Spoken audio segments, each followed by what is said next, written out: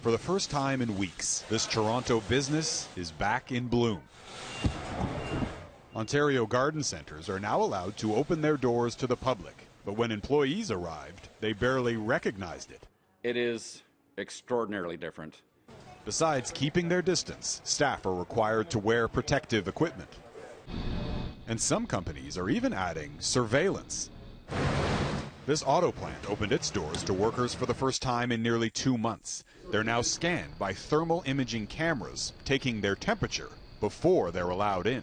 Even in the break areas, we've provided separation and barriers. But what if an employee tests positive for COVID-19?